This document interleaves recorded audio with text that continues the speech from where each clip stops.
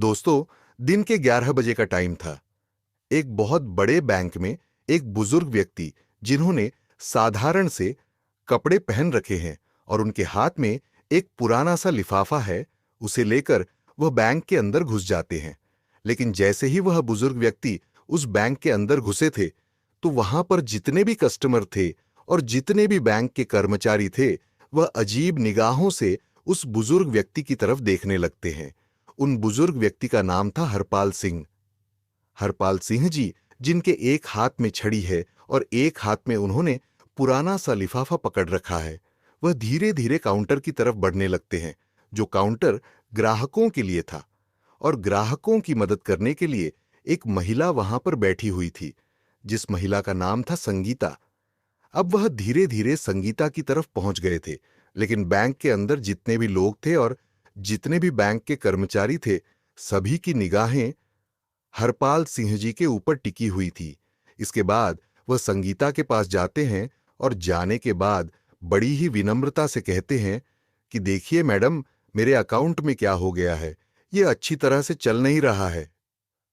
ऐसा कहकर हरपाल सिंह जी उस लिफाफे को संगीता की तरफ बढ़ाते हैं, लेकिन संगीता हरपाल सिंह जी के कपड़ों को देखकर उन्हें जज करती है और कहती है कि बाबा, क्या आप गलत बैंक में तो नहीं आ गए? मुझे लगता है कि आपका खाता इस बैंक में नहीं होगा। लेकिन तभी जो हरपाल सिंह जी होते हैं, बड़े ही सहजता से कह देते हैं कि बेटी, एक बार तुम देख तो लो, शायद हो सकता है मेरा खाता इसी बैंक में हो।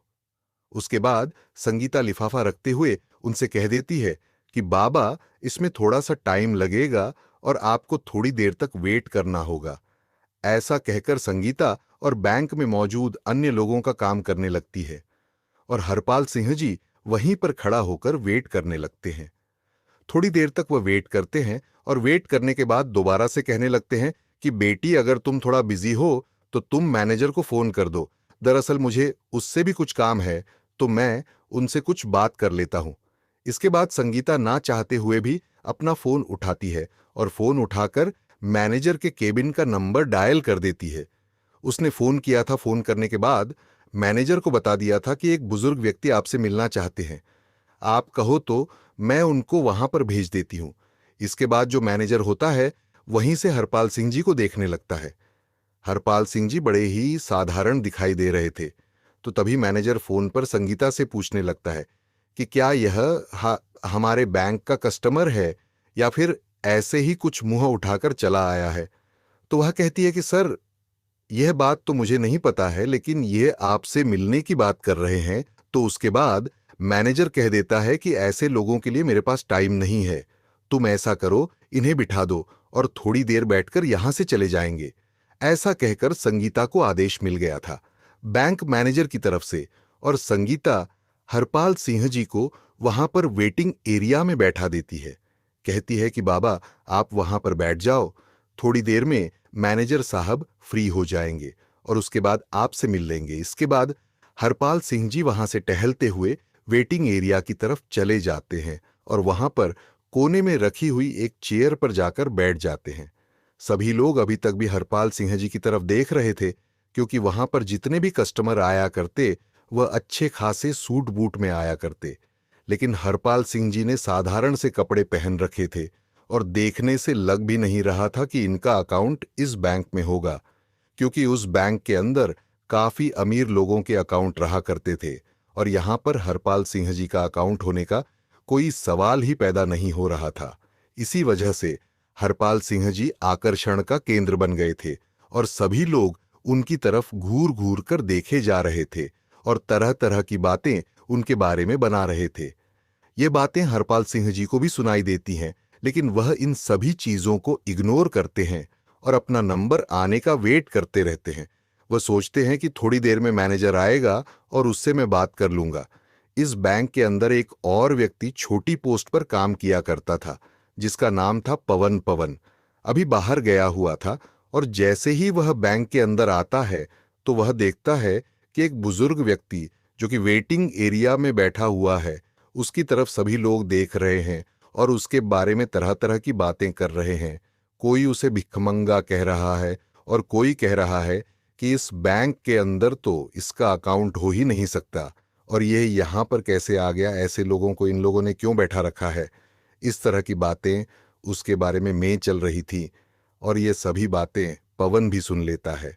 तो उसके बाद पवन सीधा हरपाल सिंह जी के पास जाता है और वहां पर जाकर बड़े आदर भाव से उनसे पूछने लगता है कि बाबा, आप यहां पर क्यों आए हो और क्या काम है आपको। क्योंकि पवन को यह सब कुछ बड़ा ही बुरा लगता है। वह बुजुर्ग व्यक्ति की हालत को देखकर थोड़ा सा परेशान हो जाता है और इसी वजह से वह उससे पूछने के लिए गया था। वहां पर जाने के बाद वह बुजुर्ग व्यक्ति पवन को बता देता है कि मुझे मैनेजर से मिलना है और उससे मुझे कुछ काम है। इस बात को सुनकर पवन उनसे कहता है कि ठीक है बाबा, आप थोड़ी देर यहां पर वेट करो और मैं अभी मैनेजर से बात करके आता हूं। इसके बाद पवन मैनेजर के केबिन में जाता है और उन्हें उस बुजुर्ग व्यक्ति के बारे में बता देता है। लेकिन मैनेजर पहले से ही उस बुजुर्ग व्यक्ति के बारे में जानता था और कहने लगता है कि पता है, मुझे मैंने ही उसे वहां पर बिठा रखा है। थोड़ी देर वहां पर बैठेगा और बैठने के बाद वहां से चला जाएगा। इसके बाद मैनेजर पवन को और कोई काम बता देता है और कहता है कि तुम ना काम कर लो और तुम्हें इस चीज से कोई भी मतलब नहीं है। अब पवन दूसरे काम में लग जाता है और धीरे धीरे उस बुजुर्ग व्यक्ति को वहां पर बैठे हुए लगभग 1 घंटा हो गया था। 1 घंटे तक बुजुर्ग व्यक्ति अपना धैर्य रखता है, लेकिन उसके बाद उसे यह बात सहन नहीं होती। वह खड़ा होता है और खड़ा होने के बाद मैनेजर के केबिन की तरफ बढ़ने लगता है। अब जैसे ही वह मैनेजर के केबिन की तरफ बढ़ता है तो मैनेजर देखता है कि वह बुजुर्ग व्यक्ति उसके पास ही आ रहा है। तो वह फौरन से अपने केबिन से बाहर निकलता है और निकलने के बाद उस बुजुर्ग व्यक्ति के सामने खड़ा हो जाता है और थिरकते हुए पूछने लगता है कि हाँ बाबा, बताइए आपको क्या काम है। तो हरपाल सिंह जी अपना लिफाफा आगे की तरफ बढ़ाते हुए कहने लगते हैं कि बेटा, यह देखो, मेरा बैंक अकाउंट की डिटेल इसके अंदर है और मेरे बैंक अकाउंट से कोई भी लेन देन नहीं हो पा रही है। आप देखकर यह बताइए कि इसमें क्या दिक्कत है। अब इस बात को सुनकर मैनेजर थोड़ी देर तक सोच विचार करता है और सोच विचार करने के बाद कह देता है कि बाबा, जब किसी बैंक अकाउंट में पैसे नहीं रहा करते तो ऐसा ही हो जाता है। मेरे ख्याल से आपने भी अपने अकाउंट में पैसे जमा नहीं करवाए होंगे और इसी वजह से आपके अकाउंट की लेन देन रोक दी गई है। इसके बाद जो बुजुर्ग व्यक्ति होते हैं वो बड़े ही विनम्र भाव से कहने लगते हैं कि बेटा, पहले तुम एक बार अकाउंट को चेक तो कर लो, उसके बाद ही कुछ मुझे बताओ तो ही अच्छा रहेगा। इस तरह से तुम कैसे बता सकते हो। तो मैनेजर हंसने लगता है और हंसते हुए कह देता है कि बाबा, ये सालों का एक्सपीरियंस है और सालों से मैंने यही काम किया है। आप जैसे लोगों की शक्ल को देखकर मैं बता देता हूं कि कौन व्यक्ति किस तरह का है, किसने अपने अकाउंट में कितना पैसा जमा किया होगा। तो आपके अकाउंट में तो मुझे कुछ भी दिखाई नहीं दे रहा और मैं चाहता हूं कि अब आप यहां से चले जाओ। सभी कस्टमर आपकी तरफ देख रहे हैं और बैंक के अंदर एक अलग तरह का माहौल क्रिएट हो रहा है। इसके बाद हरपाल सिंह जी उस लिफाफे को उसकी टेबल पर रखते हैं और कहते हैं कि ठीक ठीक है बेटा, मैं तो चला जाऊंगा, लेकिन तुम इस लिफाफे में जो भी डिटेल लिखी हुई है उनको एक बार जरूर से देख लेना। ऐसा कहकर हरपाल सिंह जी वहां से जाने लगते हैं और जाते जाते जैसे ही वह गेट पर पहुंचते हैं तो फौरन मुड़कर कहते हैं कि बेटा, तुम्हें यह सब कुछ करने का बहुत बुरा नतीजा भुगतना पड़ेगा। ऐसा कहकर हरपाल सिंह जी वहां से बैंक के मेन गेट से बाहर निकल गए थे और टहलते टहलते वहां से चले जाते हैं। इसके बाद जब मैनेजर को यह बात सुनाई देती है कि तुम्हें बहुत कुछ भुगतना पड़ेगा, तो थोड़ा सा तो उसे लगता है, लेकिन फिर वह सोचता है कि बुढ़ापे में ऐसे ही कह दिया होगा, कोई भी कैसी भी दिक्कत नहीं है। मैनेजर अपने काम धंधे को करने के लिए चला जाता है। इधर टेबल पर वह लिफाफा पड़ा हुआ था जिस लिफाफे के अंदर बुजुर्ग व्यक्ति के बैंक अकाउंट की डिटेल थी। इसके बाद जो पवन होता है वहां से उस लिफाफे को उठा लेता है और अपने कंप्यूटर के सर्वर में लॉगिन करके उस लिफाफे के अंदर दी गई जानकारी के हिसाब से ढूंढने लगता है। ढूंढने के बाद जब पुराना रिकॉर्ड खंगाला जा आता है तो उसे पता चलता है कि यह जो व्यक्ति यहां पर आया था ये इस बैंक का एक तरह से मालिक ही है, क्योंकि इस बैंक के सब शेयर इसके पास ही है। अब इस बात को सुनकर वह बड़ा ही हैरान होता है और भी अच्छी तरह से उस डिटेल को पढ़ने लगता है। तो डिटेल को पढ़ने के बाद वह पूरी तरह से कंफर्म हो जाता है कि यह इस बैंक के मालिक ही हैं। इसके बाद पवन उस रिपोर्ट की कॉपी निकालता है और कॉपी निकालकर बैंक मैनेजर के पास जाने लगता है। बैंक मैनेजर जो अपने केबिन में किसी अमीर कस्टमर से बात कर रहे थे और उन्हें तरह तरह की स्कीमें बता रहे थे। इसके बाद पवन नोट करता है और नोट करने के बाद केबिन के अंदर आने लगता है। बैंक मैनेजर उसे इशारा करता है और इशारे से पूछने लगता है कि किस लिए तुम यहां पर आए हो। उसके बाद जो पवन होता है वह इशारों से ही बता देता है कि यह एक रिपोर्ट है जो उस व्यक्ति की है जो वहां पर आया था और आपने उसे ऐसे ही यहां से भेज दिया। आप एक बार इस पर नजर डाल लेंगे तो अच्छा रहेगा। ऐसा कहकर पवन ने वह रिपोर्ट मैनेजर साहब की टेबल पर रख दी थी।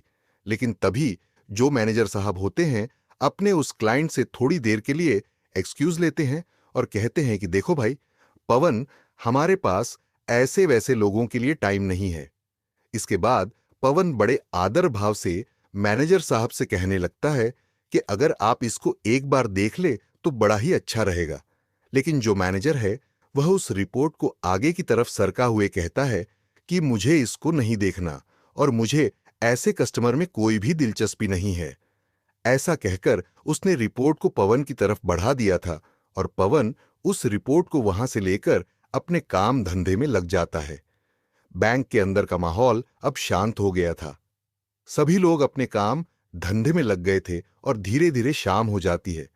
उसके बाद दूसरे दिन उसी टाइम पर, जिस टाइम पर हरपाल सिंह जी आए थे उसी टाइम पर फिर से आते हैं। लेकिन आज उनके साथ एक सूट बूट वाला व्यक्ति था जिसके हाथ में एक ब्रीफ केस भी था और अंदर आने के बाद वहां पर सभी लोगों का अटेंशन अपनी तरफ खींचते हैं। इसके के बाद में मैनेजर को अपनी तरफ आने का इशारा करते हैं तो मैनेजर भी डरते हुए अपने केबिन से निकलकर हरपाल सिंह जी के सामने आकर खड़ा हो गया था। तभी हरपाल सिंह जी मैनेजर से कहते हैं कि मैनेजर साहब, मैंने आपसे कहा था ना कि यह बात आपको बहुत भारी पड़ेगी। आपने जो कुछ भी कल मेरे साथ किया था वह बिल्कुल भी बर्दाश्त के लायक नहीं है। तो अब आप अपनी सजा भुगतने के लिए तैयार हो जाइए। इस बात को सुनकर मैनेजर थोड़ा सा बौखला जाता है, लेकिन फिर वह सोचता है कि क्या सजा मुझे दे सकते हैं, भला में साथ क्या कर सकते हैं।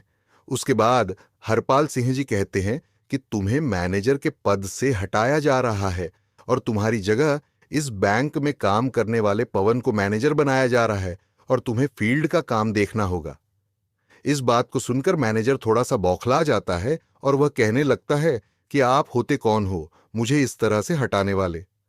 तो हरपाल सिंह जी कह देते हैं कि मैं इस बैंक का एक तरह से मालिक ही समझ लो, क्योंकि 60 पर शेयर वैल्यू मेरे पास है और मैं चाहूं तो तुम्हें हटा भी सकता हूं और किसी और को तुम्हारी जगह लगा भी सकता हूं।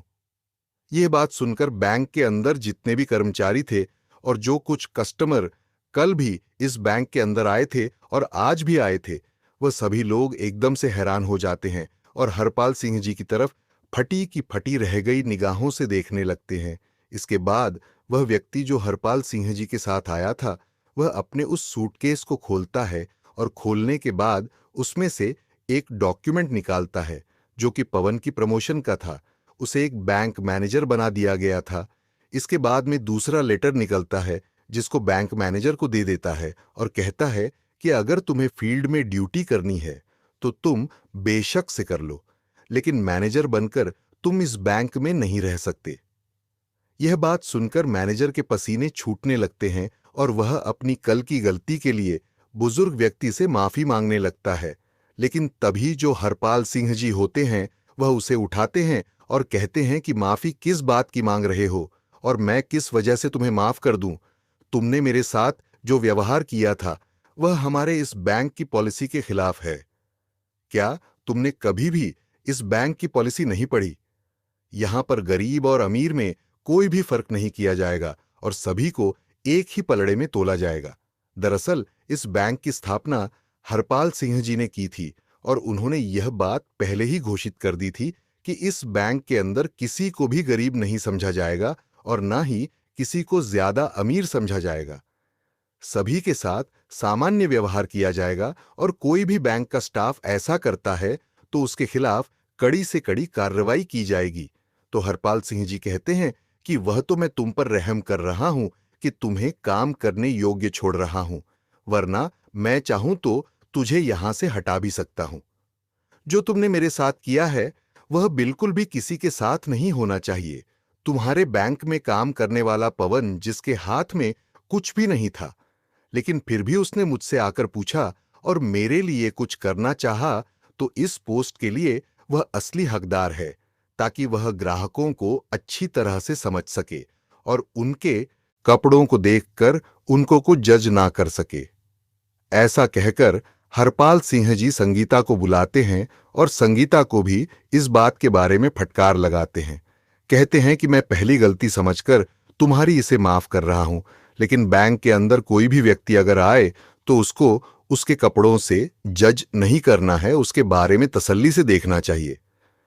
अगर तुम मुझे पहले ही हैंडल कर लेती तो इस मैनेजर के पास मुझे नहीं जाना पड़ता और मुझे और ज्यादा अपमान का सामना नहीं करना पड़ता। इसके बाद संगीता हाथ जोड़ने लगती है और उनसे माफी मांगने लगती है। कहती है कि बाबूजी मुझे माफ कर दो, मुझसे बहुत बड़ी गलती हो गई और आगे से आपको ऐसा कुछ भी देखने को नहीं मिलेगा। इसके बाद हरपाल सिंह जी वहां से उस व्यक्ति के साथ वापस जाने लगते हैं और सभी लोगों से कहकर गए थे कि पवन से बहुत कुछ तुम्हें सीखने की जरूरत है और इससे जितना हो सके उतना सीख लीजिए, तुम्हारे लिए अच्छा होगा। अब मैं बीच बीच में यहां पर किसी न किसी को भेजता रहूंगा जो तुम्हारी इन हरकतों के बारे में अच्छी तरह से मुझे रिपोर्ट दे सके। कि ऐसा कहकर हरपाल सिंह वहां से चले गए थे और बैंक का पूरा स्टाफ इस बारे में बात करने लगता है और सोचता है कि अब अच्छी तरह से काम करना होगा, कहीं अगली बार उनका नंबर ना आ जाए। इस बात को सोचकर पूरा बैंक सुधर जाता है और सभी लोग अच्छी तरह से उस बैंक के अंदर काम करने लगते हैं। हरपाल सिंह जी का यह कारनामा चारों तरफ फैल गया था और सभी लोग उस बैंक की बड़ाई करने लगते हैं और कहते हैं कि मालिक हो तो ऐसा हो, वरना बेशक से ना हो, क्योंकि ज्यादा मालिक अपने बैंक को खोलकर चले जाते हैं। फिर चाहे पीछे से मैनेजर किस तरह का काम करें या पीछे से कोई भी कर्मचारी कैसा भी काम करे, उन्हें इस चीज से कोई भी मतलब नहीं होता है। लेकिन हरपाल सिंह जी ने अपने ऑनर होने का पूरा कर्तव्य निभाया और उस बैंक के कर्मचारियों को अच्छा सा सबक सिखाया। आप क्या कहना चाहते हो? हरपाल सिंह जी के बारे में आप क्या कहना चाहते हो? पवन के बारे में आपकी जो भी राय कमेंट बॉक्स में लिख सकते हो, लोगों के साथ शेयर कर सकते हो। वीडियो अगर अच्छी लगी तो वीडियो को लाइक और चैनल को सब्सक्राइब जरूर करें ताकि हमें थोड़ा सा हौसला मिले। आप लोगों के लिए ऐसे ही अच्छे अच्छे वीडियो बनाने के लिए इन कहानियों को सुनाने का उद्देश्य किसी को परेशान करना बिल्कुल भी नहीं है। यह कहानी आपको इसलिए सुनाई जाती है ताकि आप लोग इन कहानियों में से कुछ न कुछ सीख सको और अपने जीवन में उस चीज को अप्लाई कर सको। मिलते हैं किसी अगली वीडियो में नए टॉपिक के साथ। तब तक के लिए जय हिंद, जय भारत। आप सभी का बहुत बहुत धन्यवाद।